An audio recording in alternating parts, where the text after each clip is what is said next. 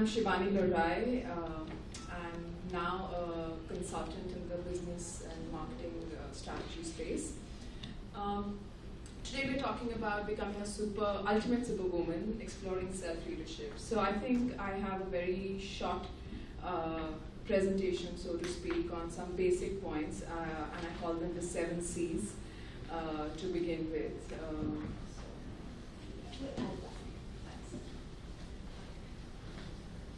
It's a very simple presentation. So my first C is courage.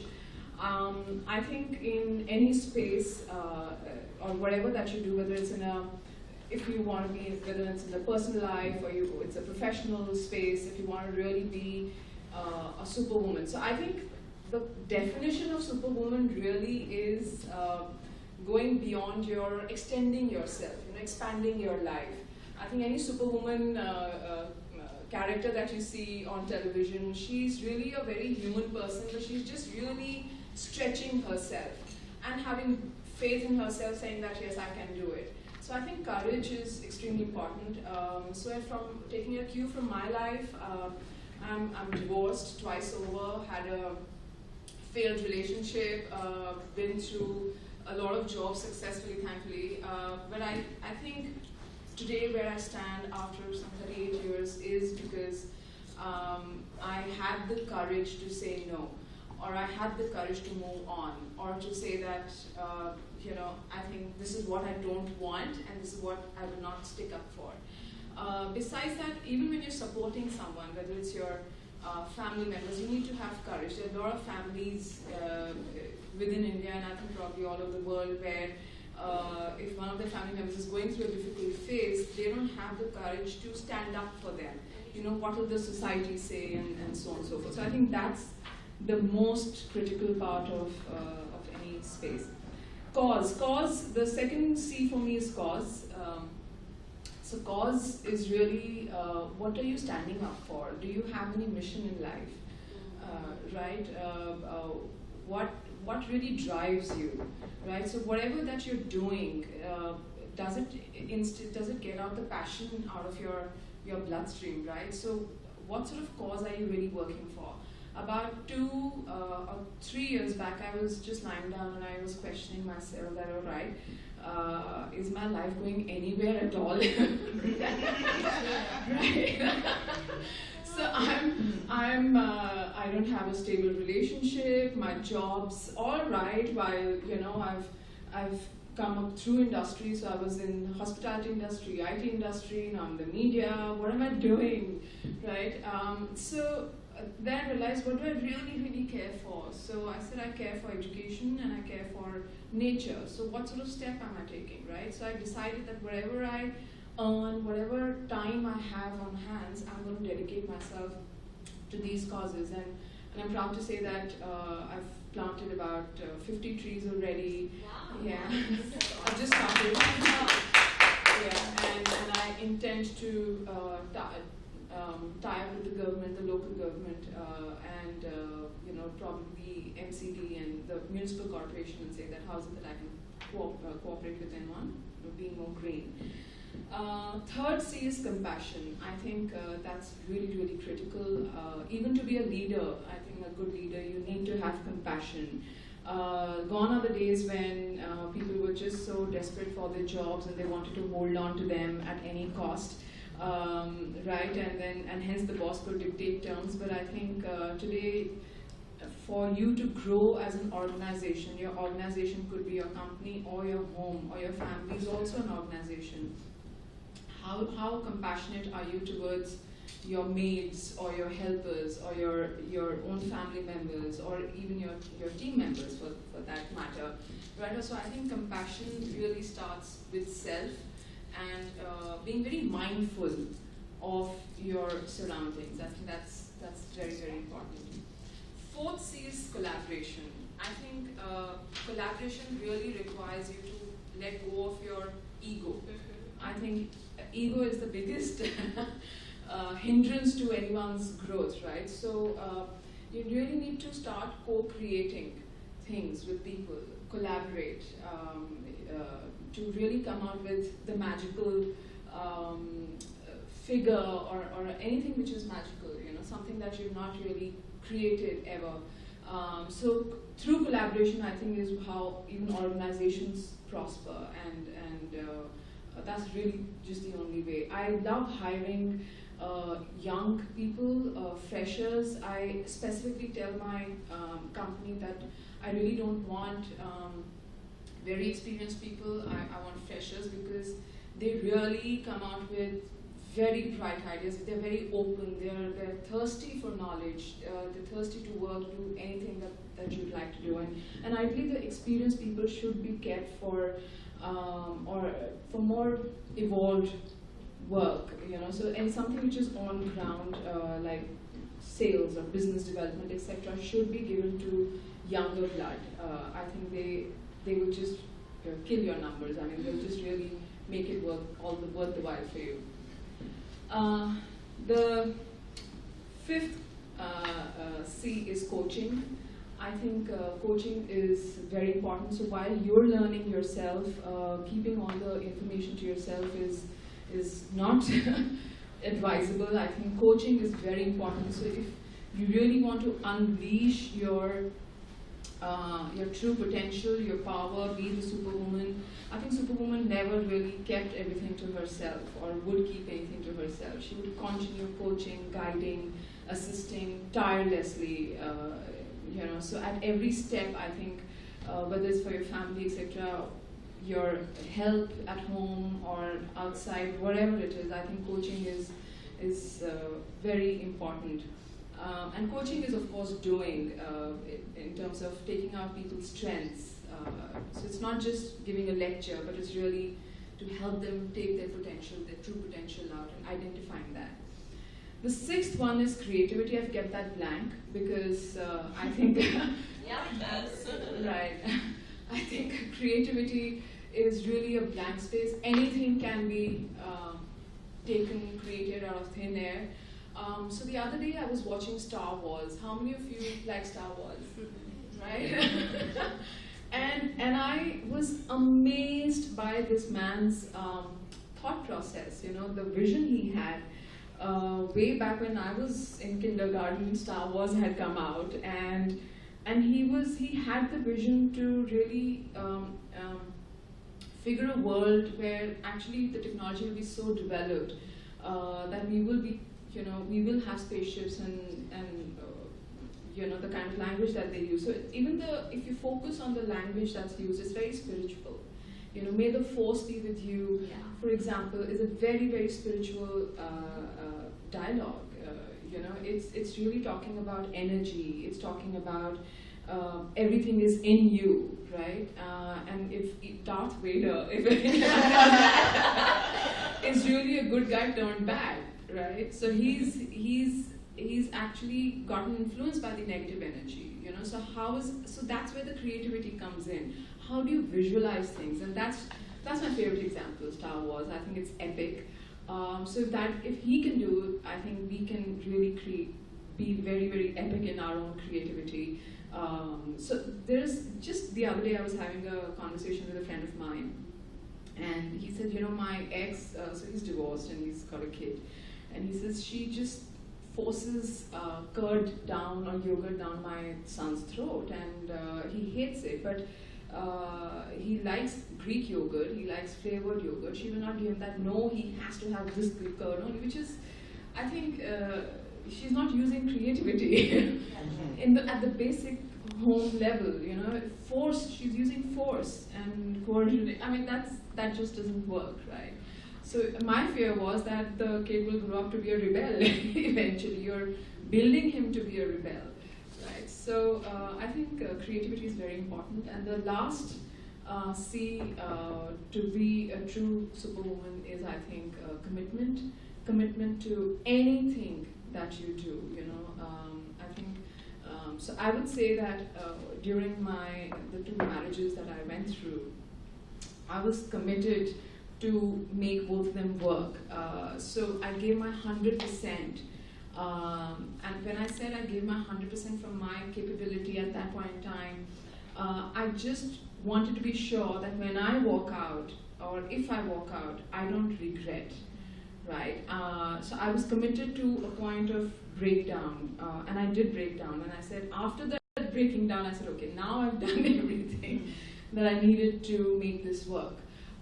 So yeah, I think commitment in any space will lead you to success today or tomorrow or someday. It'll pay off. My mom says that there's no learning that goes waste.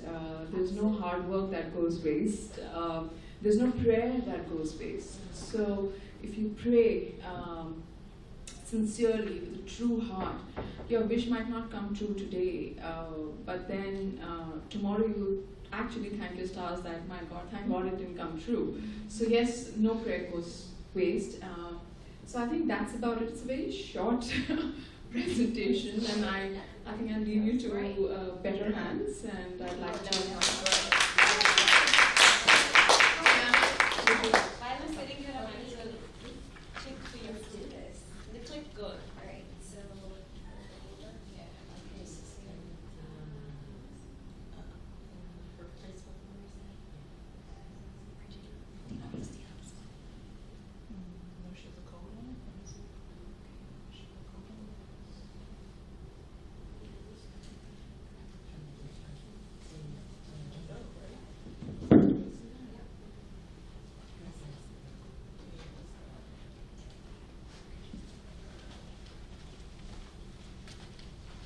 oh, I was going to say. Oh, you want me to go into it? Yeah, I got this. Oh, she got it. Oh, she got it. Perfect. So you are?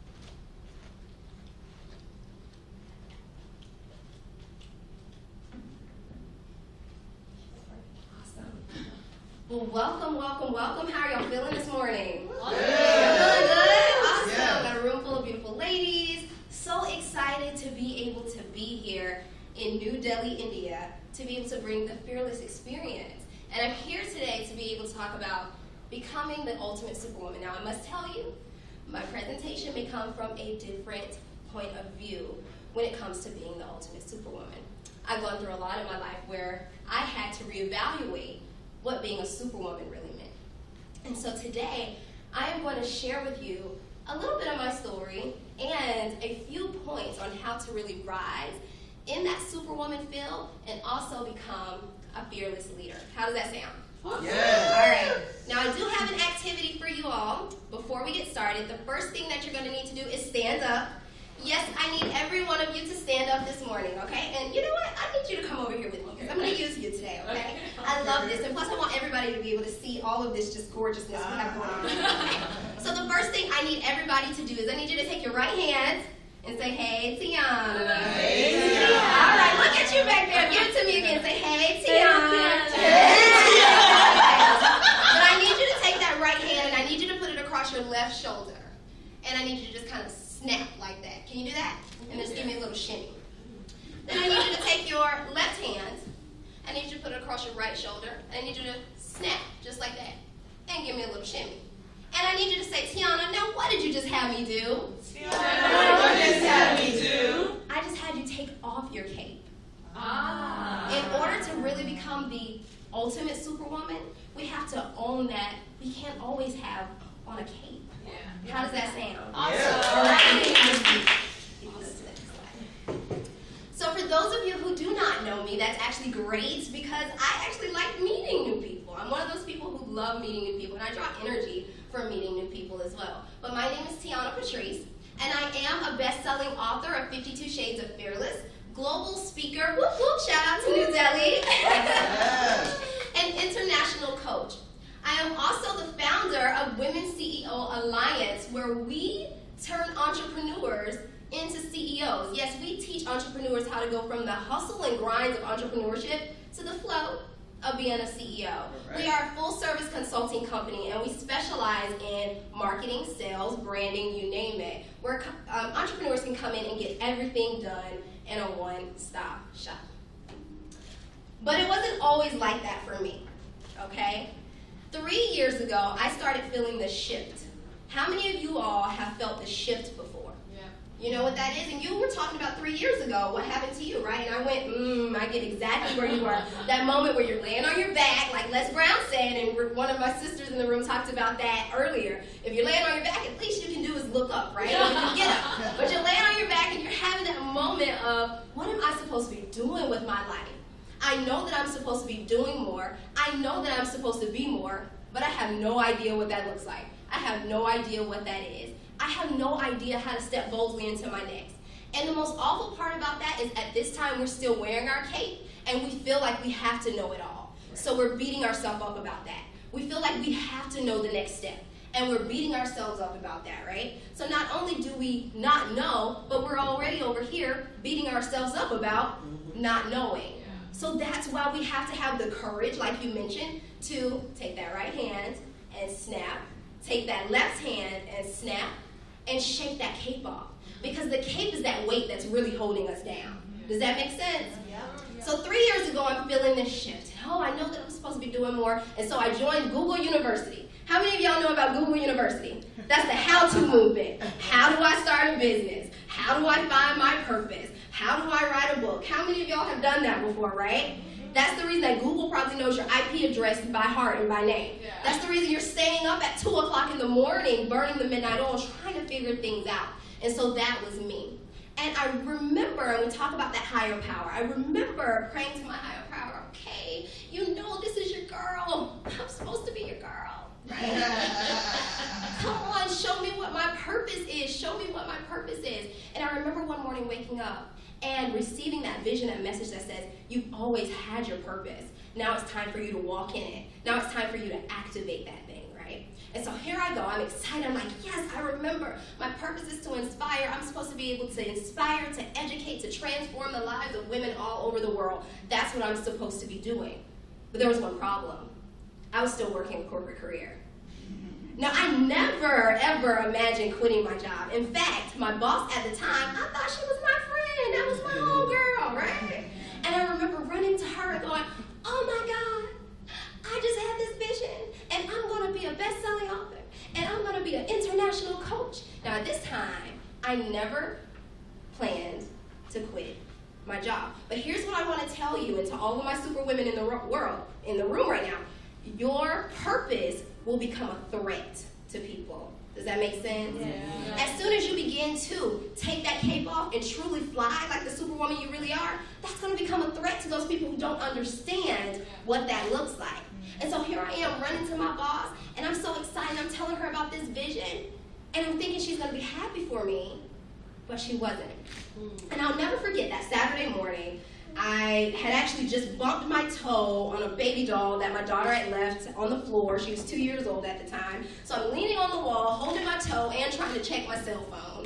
And I got a text, 3-page text. How many of you guys have sent an angry text before? Y'all know what that looks like. It ends up being about 5 pages long, right? So imagine receiving one of those messages. So before you can actually read the first one, there's another one coming in. So it's like zzz, zzz, zzz, right? So that's what my phone sounds like that Saturday morning. So my toe is hurting, and now I'm getting a 5-page text. So I look, and it's from my boss. And all I remember it saying is blah, blah, blah, blah, blah, blah, blah, blah, blah, blah, right? You have to choose. What? Because here's what happened.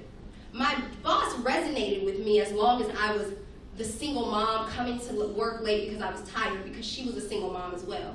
But once I started coming to work late because I was staying up burning the midnight oil, that became a threat.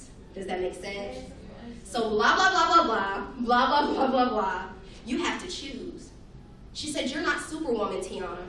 You have to choose. And I was devastated. First of all, I'm not going to even lie. I was at that place in my life where I was still kind of rolling my neck a little bit. Like, does she not know who I am? Flipped hair that I don't have. I am Tiana Patrice. I am a superwoman, right? That's what I'm thinking. But the more that I thought about what she was saying, I said, she's right. You're right. And if I have to choose, I'm going to choose me. I need everybody to raise their right hand in the air and say, I choose me. I choose me. How many of you superwomen in this room right now are ready to choose you? Who are ready to step into your purpose? Who are ready to step into that light? Who are ready to own what you deserve, right? Who are ready to stop allowing fear to come into your life and ransack your hopes and dreams? Who are ready to stop giving fear our power? Do you know how powerful we are? Do you know how powerful you are? Do you know how powerful you are? Yeah. Do you know how powerful you are? Yeah. We are powerful. But why do we choose to give that away? Because we wear this weight of this cape. And what's happening is we allow circumstances, we allow our past, we allow people to slowly put holes in our cape. And at the end of the day, we're not able to fly anyways. So why don't we just take our right hand and we snap it off here? We take that left hand and we snap it off here, and we just shake it a little bit. And that's how we really become the ultimate superwoman. So I want to give you 6 reasons why women are really afraid to step boldly into their next. And I'm going to go through this really quickly because I want you to be able to take these notes and take them immediately and run with them. Here are 6 reasons why women are really afraid to be able to become the fearless leader that they are, to be able to take off that cape. Before I go into this, I want you to start thinking, what is my cape? What is my cape? My cape may be fear of rejection. Your cape may be that if I don't do what everybody wants me to do, I won't be loved anymore. That's deep, right? And where does that stem from? So here are 6 reasons that women really are afraid to step boldly into their next. Take off that cape and rise as a fearless leader. Number 1, fear of rejection. How many of you at some point of your life, and you can be honest with your girl, okay? How many of you at some point in your life has had that fear of rejection? Everybody has it. Right? What if they don't like me? What if I launch this business and no one buys my product? What if I go out into the world and no one wants to hear what I have to say? Right? And so then you have that fear of failure. How many of you have had a fear of failure? That's why we have our cape on, because somehow we've placed our identity in that cape. But that's not our identity. We're hiding behind that, right? So, but we have this fear of failure, that if we launch something, it's going to fail. What we need to do, though, is be excited about our failures, because in our failures is where we learn, right? Or your success and your failure go hand in hand. You can't succeed at anything until you failed at something. Do you agree? Yeah? And let me tell you something. I don't want to work with nobody that ain't failed at nothing. If you haven't failed at anything, you can't teach me anything. Does that make sense? But a lot of us have that fear of failure because we begin to internalize it. We begin to make our failure our identity instead of taking that failure. One of my favorite quotes is from Thomas Edison, right? We'd be sitting in the dark if he gave into his failures, right? So Thomas Edison said, I didn't fail 10,000 times at creating the light bulb. I just learned 10,000 new ways not to do it. So when we begin to stop internalizing our failure and shift our mindsets around it, that's when we truly begin to rise into that fearless leader, let go of that superwoman mentality, and rise, right? So then, fear of success, negative self-worth. How are you viewing yourself? When you get up in the morning and you look in the mirror, what are you saying to yourself? Are you already self-sabotaging your success when you look in the mirror? Are you getting up in the mirror and saying, girl, you know you look good today? Is anybody doing that? Or are you getting up in the morning and you going, oh God, look at this. Oh, look what came up overnight. Oh gosh, I need to really cover this up. Who's going to want to talk to me like this? Who's going to want to, oh, I can't go to work. Why are we always beating ourselves up? Who needs the world to beat ourselves up? We do it enough, right? Is that really being a superwoman? Right? I'm sorry, I don't think I ever saw Superwoman or Wonder Woman going in the mirror and going, you're one powerful woman, but you know you look ugly today, right? So why do we do that to ourselves with that negative self-talk and that negative self-worth? And so then also feeling unqualified. These are 6 reasons why women are afraid to take off the cape. Why they're afraid to step boldly into their next. How many of you at some point in your life have felt unqualified, right? Here's one thing that I know. Men, let's say we're going for a new job, right? And here are the qualifications. There are 12 qualifications on the list. A woman doesn't meet 1 qualification, she will not apply. A man doesn't meet 8 qualifications, he goes, I'm going for it, Bill. I am going for it. That job is mine, right? But women, for some reason, we don't do that because we have this connotation that we have to have it all together. That's why it's so important to take off that cape. That is why it's so important to take off that cape. You don't have to have it all together. You just got to get started. Does that make sense? Yes. Yes. And then the next thing is family impact. How is this decision going to affect my family? How is this decision to step out into my next? To be able to step into that business I want to create? How is it going to affect my family? When I start saying no. How many of y'all are afraid to say no? When I start saying no, how is that going to affect my family? How are they going to look at me? And then we go all the way back into that fear of rejection, fear of failure, fear of success. But really what we have to do, ladies, is just stand up and say, you know what? I'm going to own my superpowers. I'm going to own all of me. And in order to do that, I'm going to stop believing that I have to know it all, that I have to have it all, that I have to be superwoman. Because the real power in being a superwoman is knowing that I own me. I am the CEO of me. I have control of me. I have control of my decisions, my happiness, right? My destiny. No one else. And that is becoming the ultimate superwoman. Any questions? I have. Absolutely. At times we surrender also. What now? At times we do surrender also. Yes, at times you have to surrender though. So are you saying that you shouldn't surrender or that you need to surrender? I'm asking, like I'm trying to A ask. bracelet, a reminder for you to wear each and every day to activate your fearless. But I just don't want you to take 1. I want you to take 2. And I want you to find another woman at this conference that you can reach back and pull forward. Does that make sense? Yeah. And I want you to give her a bracelet. I want you to tell her why you're giving her that bracelet. Because you've made the bold, courageous, and conscious choice to fear less. And I want you to encourage her to do the same thing.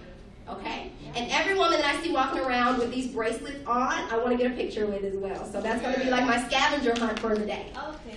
Okay? All right, so thank you guys so much for having me. That's the beauty of, being a leader, that you just speak any which ways. So, just very quickly, I want to ask you, how many of you are already superwomen, or you believe you are superwomen already? Anybody who thinks they're not? Nobody, right? You wouldn't be at a conference like this if you thought you were not, right? So, I'm Nidhika, Bahl, and of course we're talking on this topic today, and, I'm an author, entrepreneur, speaker, and coach. And, all I like to say is, begin by saying is that, I'm glad you're here. There are a lot of rooms which are going empty, so can you give yourselves a huge round of applause? Thank you so much, awesome. And before we move ahead, I'd like you guys to turn around to each other and give each other a high five and say, you're a superwoman and so am I. You're awesome,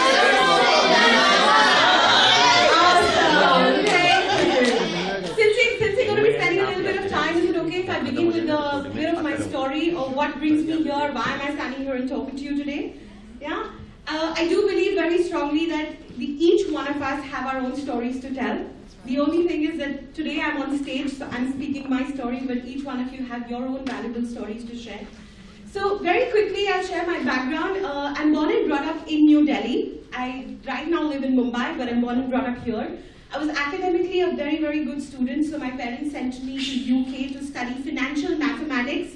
I'm going to be 40 this year, so in those days there were only 3-4 subjects. There was financial mathematics, there was finance, there was engineering, there was medical. These were the choices which were given to us at that time, right? So I studied finance, doing very well for myself. I worked in US for a year and a half in a corporate setup. Yeah, I used to do mergers and acquisitions for people. So that was a very interesting job. Came back to India, worked in corporate sector for 7 years. Everything seemed to be going great. Do you think everything was going great? Probably not.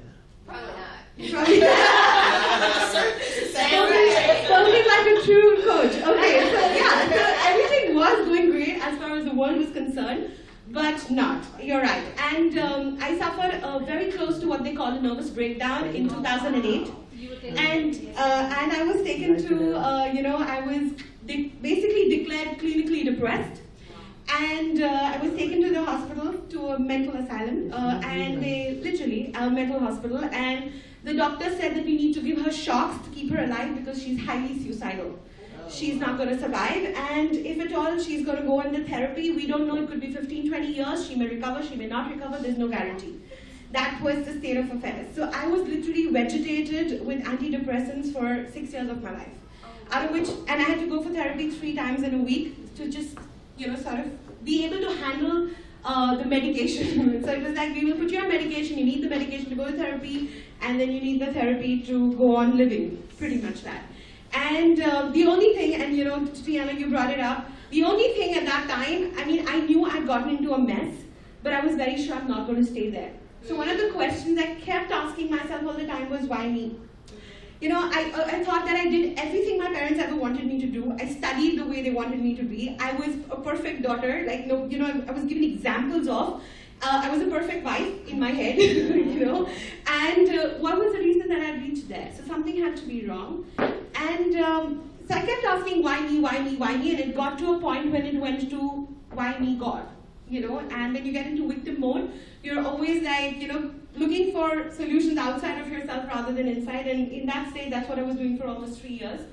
And then, I started reading a lot of books. I wanted to understand, I was looking for answers. So any possible self-help book which exists on planet Earth, I may have read it. And I was looking for answers, and one day I came across a book by a lady called Joyce Meyer. Anybody know who Joyce Meyer is? Yeah. Yes, awesome, wonderful woman, isn't she? And I read her book called Battlefield of the Mind. And I just got very intrigued to go to Google Guru after that, as she mentioned, Google Guru, and look for her. And I happened to come across a YouTube video which she had done, which was basically addressing a women conference.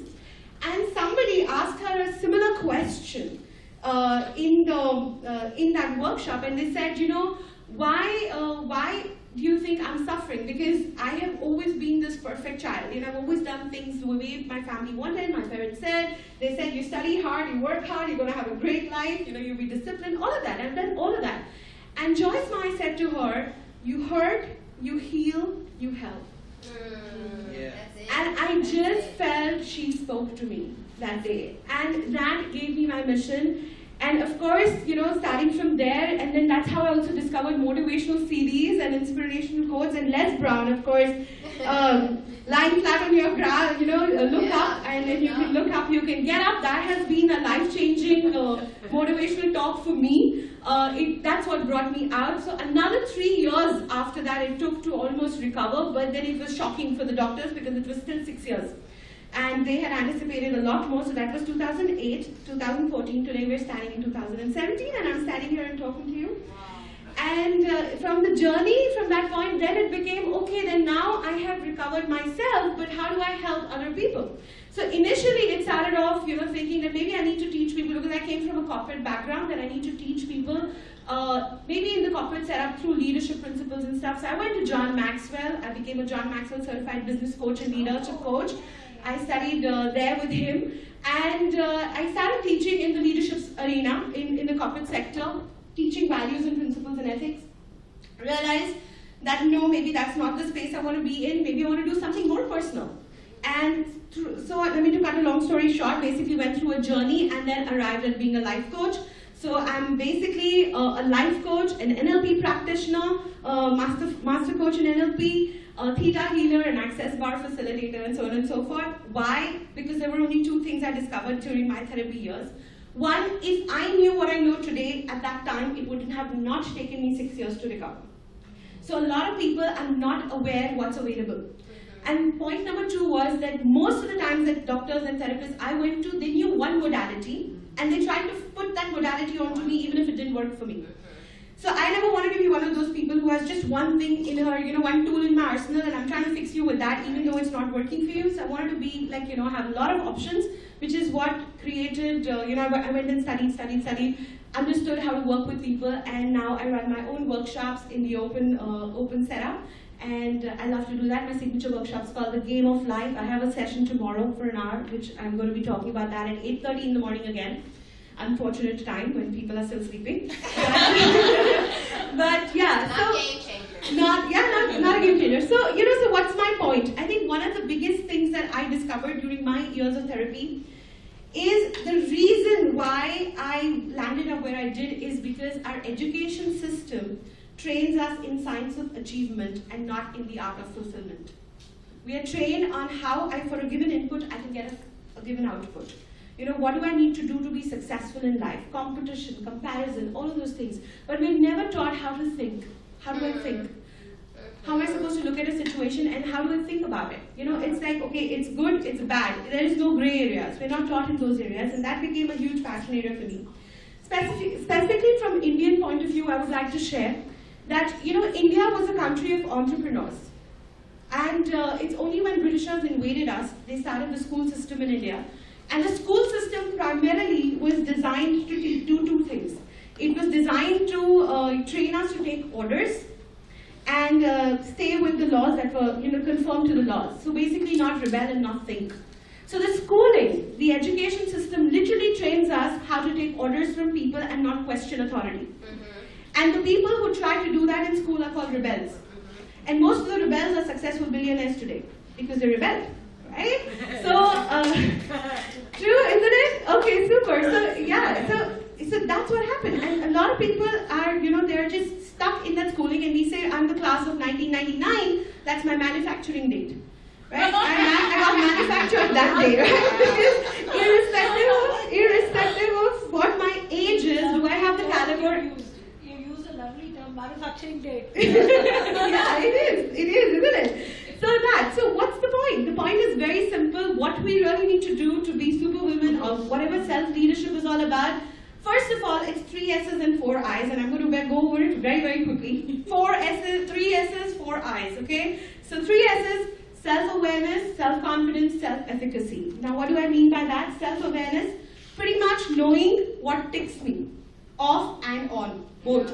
Yeah. Right? Like I need to know that, because it's like, okay, so, if a particular incident happens, I need to know how I'm going to react to it, what's my intention behind it, what my value system is, because based on my values and my needs, I'm going to react to a particular situation. Based on my model of the world, I'm going to react to a particular situation. So being aware of that is very, very critical. Second is self-confidence, which is knowing your strengths and abilities. We are, I read this wonderful book by Dr. Shad Hemstetter. He says, what do you say when you talk to yourself? Anybody read that book? You've got to read it. Okay, that's the first thing you got to do when you get out of here. You got to read that book. He says from the ages of 0 to 18, a child is told no 148,000 times, compared to a yes, which is only 5,000 times. Which means we have been programmed to look at things negatively. We have been programmed to focus on what's not right rather than what's right. Which means we have a neural pathway in our brain which is continuously, making us focus on the wrong things. Now, we don't want to erase that, we just want to grow a new one. Where we deliberately focus on something that's right. And that's where the entire principle of gratitude comes in and celebration comes in. For as long as I'm grateful on a daily basis and I can celebrate something on a daily basis, maybe celebrate the fact that we have such a beautiful audience today. So give yourselves a huge round of applause, right? So we're just celebrating that we are here today. We are part of this community. We're talking to so many beautiful women, and it's a celebration time. So as long as when we train our brain to focus, we are building a new neural pathway. So I'm not eradicating the old one, I'm just creating a new one. It's better, right? Why do I focus on eradicating that? Because even if I'm focusing on eradicating, I'm still focusing on the negative. I don't want this. No problem, forget about it. I want this, let's focus on that, right? So that's self-confidence and self-efficacy. Self-efficacy is, how a missile is shot in the air. It's not ready, aim, fire. It's ready, fire, aim. Yeah. Right? So in life, that's how it is. Like we're always firing and then we're aiming, we're adjusting. We're taking feedback, we're accepting the feedback, learning from it, growing and advancing. And that is what I call self-efficacy. So that's very critical for self-leadership. If I do not grow, my family doesn't grow. Right? Because every human being on this planet Earth is a lid on what this planet could look like. If we grow our energy levels, we reach higher energy levels, we evolve, the next generation automatically comes in more evolved. And then they get an opportunity to evolve more. So that's where the self-leadership comes in. And then coming to the 4 I's. So what are the skills that are needed?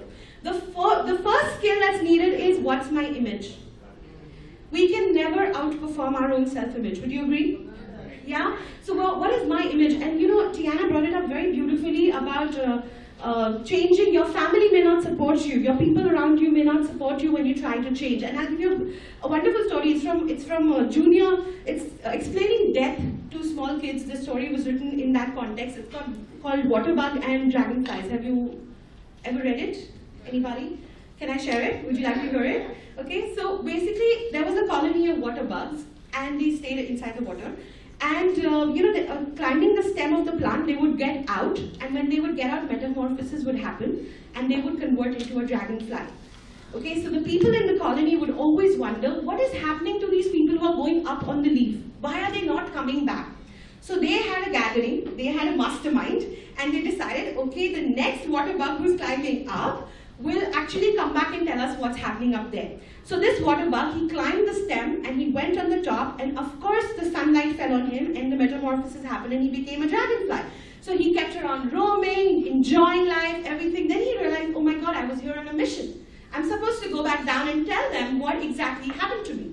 So he goes to the leaf and he decides to go down, but he realizes that now he has wings. Now with these wings, he cannot really go down the stem, can he? Right? And if he does, he's probably going to die. So he understood that I cannot go down. So what can he do best? He can just wait for those people to come up and realize what's happened. Right? So when we transform, we have moved to another level. We cannot go back and get those people. We just have to wait for them to join us. Right? So your own self-image is very, very important. You're a dragonfly now. If you're in this room, you are. You know, you cannot go back to being a water bug. Right? So that's on your own image, self-image, and then, of course, influence. You know, John Maxwell always says leadership is influence. And as long as you can influence yourself, you can influence other people as well, right? But the influence is driven by intentions.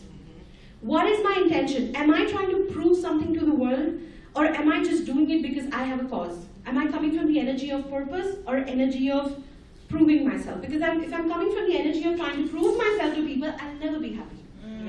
Yeah, because there's no level to how much I can prove, right? If I reach this level, then I want to prove myself to the next level. So if I can, as long as we're not coming from the energy of the past, we're not coming in from, past is not your future, that's my favorite line, but you're not coming from a reaction, you're coming from an intention. So any time in life, all we got to do is stop, look at the situation and go, okay, now this is what it is what it is, where do I go from here and why? And as long as your intention is clear to you, you're sorted. Right? Would you agree? Yeah? Yeah. So we work on our intentions, and last is the impact. What is impact? It's actually the multiplication of intention and influence which the world measures and says you've had an awesome impact on people's lives.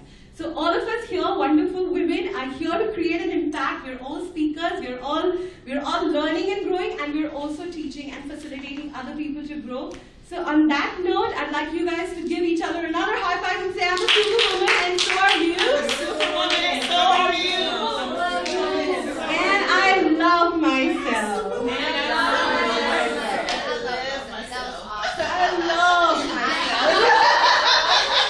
Awesome, so that's all I had to share. Thank you so much for listening to me, and thank you for being here.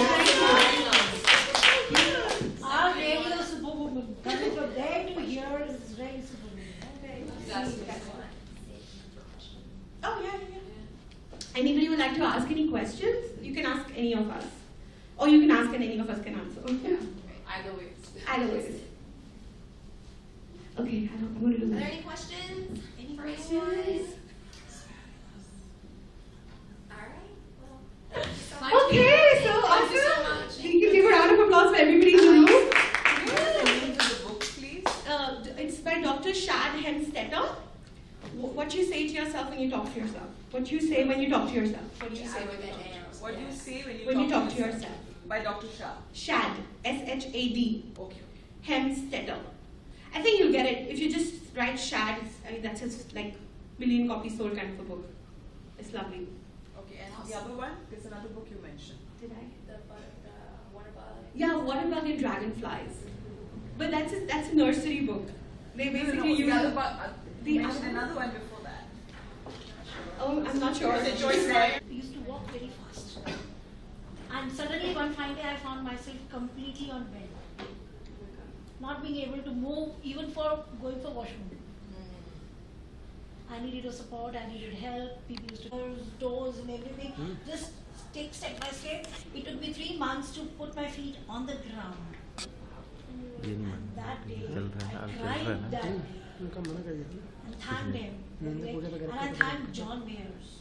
Joyce, isn't she wonderful?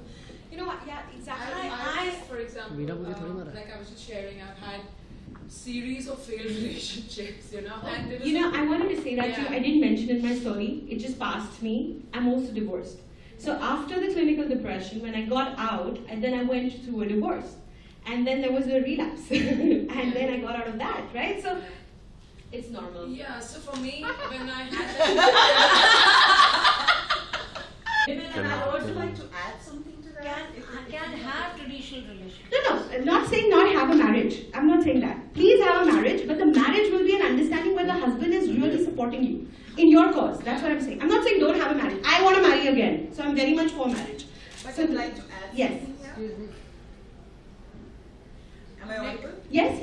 Okay, what I'd like to say, even to your multiple relationships, I've had multiple relationships as well, but I believe that we are on an ongoing journey of evolution and Definitely. growth. Definitely. And when we are kind of in a lack, or we are incomplete, and we are walking around with open wounds, we're only going to attract maggots. Yeah, Yeah. absolutely. So the incomplete, dependent, controlling men come into our lives. Yeah. Absolutely. And for being able to attract another whole, we've got to become a whole. yeah, Absolutely. And then when we become a whole, Yeah. automatically universe That's what I will realized, you know, when Yeah. I This man went to 2 you. weeks and I said, no, this is it. This is not who I am, and Yeah. and this is what I need So to as do. long as you step into your energy, Yeah. you will feel complete. Because one of the things, the way we are brought up is we are always not focusing on our own strengths. Right. You know, we're trying to be the woman behind a man's success. Right. Typically in India, that's how we are brought up, right? Yeah, and That this, mindset is there. and also this terminology, my better half. My better half, yeah. It is like, I feel like So it's in Indian context, Tiana. So it's an Indian. I'm it's- here. I totally agree. I- How can Yeah, you be so- better Yeah, half? I mean, Then you better can half But is then something you're else. also Yeah. How can Oh yeah, there's You one know, more. why can't you say you're a whole and you're attracting another whole? They're like two holes. My better half is the most disgusting statement. I think we'll So as thank you long- all yeah, for joining definitely. us, and thank you for your questions. We're gonna move out the way for the next session to get started. So give. If you have any more questions for any of us, we'll step outside and. Okay. Thank you. Please okay.